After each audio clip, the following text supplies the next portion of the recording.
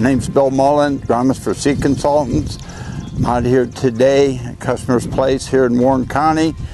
We're west of West Lafayette, Indiana, on a really nice looking field of soybeans. This variety here is a Late Group 2. It's a 2.9. Talking with the customer, these beans were planted April the 20th. So we're getting to the end of April prior to the real cold and wet spell. Have a super good stand of soybeans here. He dropped 161,000. I went ahead to my hula hoop and just checked it. Here in 15-inch rows, I had approximately a stand of 141,000 plants per acre net. A very good stand. Everything is developed real nice, very uniform, very good color net.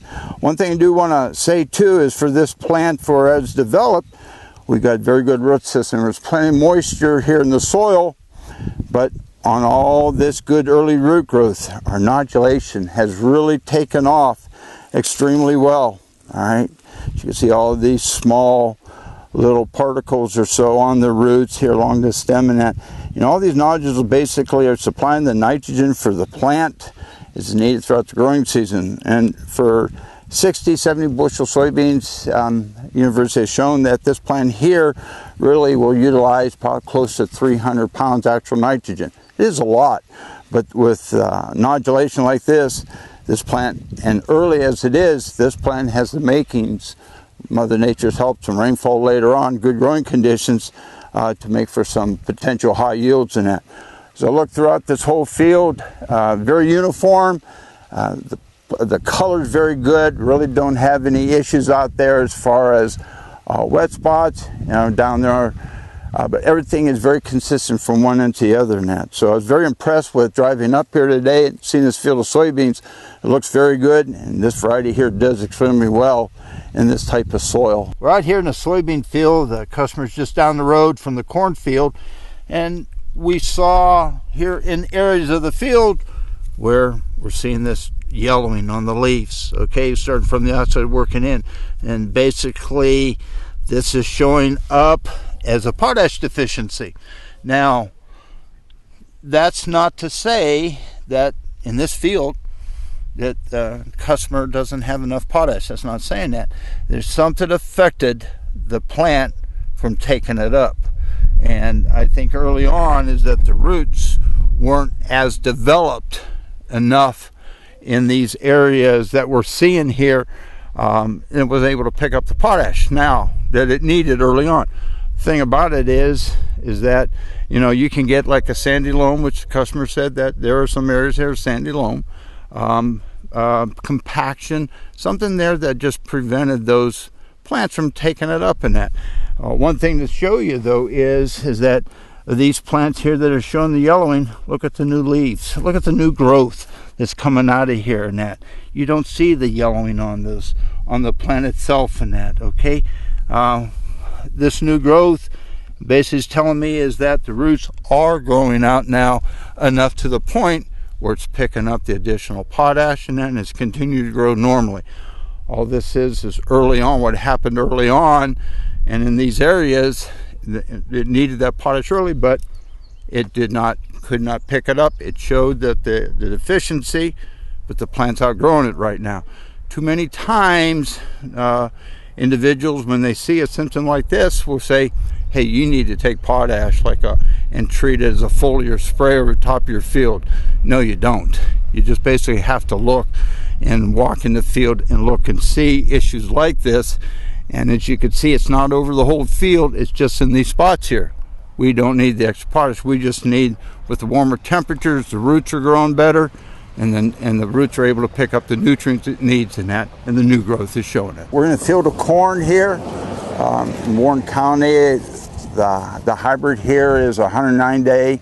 It's a 1094, and this was planted around the 18th, 19th of April. And that very good uniform stand. The farm customer told me he was dropping about 1 1/4 inch, 1.5 inches, which measured out, it's right there, very consistently, evenly spaced, and has very good health.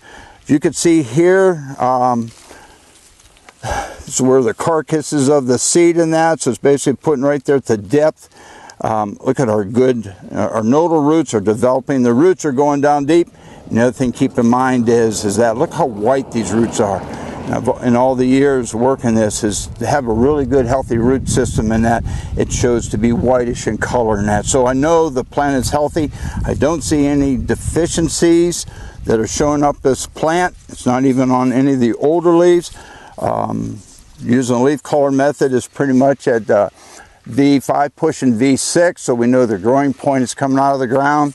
But overall, it's a very nice field.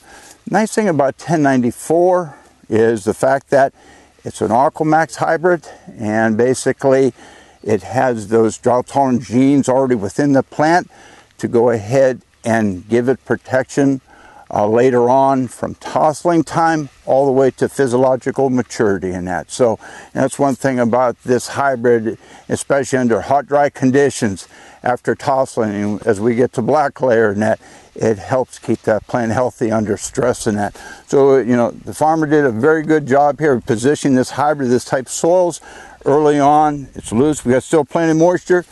It's growing very nice and very uniform in that. So I anticipate with this hybrid doing what's supposed to be even when it's under stress. As we're out here today, we've looked at our soybean fields and how good, looked very good early on. Our corn fields looking excellent here at the 8th of June. So, you know, just some things to keep in mind right now that I have seen in the last couple of days of walking fields. Seen some issues with armyworms. But the issues with the armyworms, more or less, where we've had a cover crop like rye, or where the corn was planted into a grass type hay in that, all right? And armyworms are going to stay around probably till June, till the end of June in that, all right?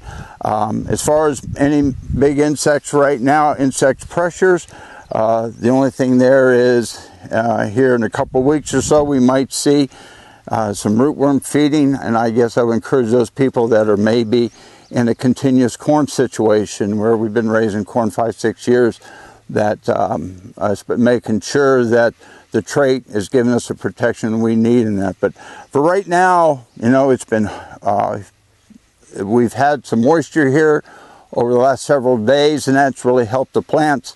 But one big thing that I really like is, and it's to the plant's benefit, especially on corn, is these roots are going down deep in that. And that's what we want at this time of the year, so that they can pull the nutrients and pour the moisture there to keep that plant growing if we really hit the dry period later on in that. So, you know, as far as the corn goes, as far as soybeans, I've seen some evidence of bean leaf beetle feeding on the beans. I saw in the field, especially in our darker soils, I saw where they basically skeletonized the whole plant. We had to go back in there and replant. But once you get on the other end of the field, on the lighter soil type, have a good stand there. They don't bother it. Well, the big thing is in the blacker soils, this is where the heat is. The plants are growing real good, putting out a lot of new tissue, all right? And that's what them beetles like. It's a lot easier for them to feast on that new succulent tissue, more so it is on some of the tougher tissue for plants that have been exposed to the sun and really taking a little bit of stress there. So overall right now, we need to scout our fields, walk our fields, see if there's any issues there for weeds, because right now, if we hit a dry spell, the weeds are going to continue to grow and they're going to compete with the growing crop. It's going to hurt us later on in the long run.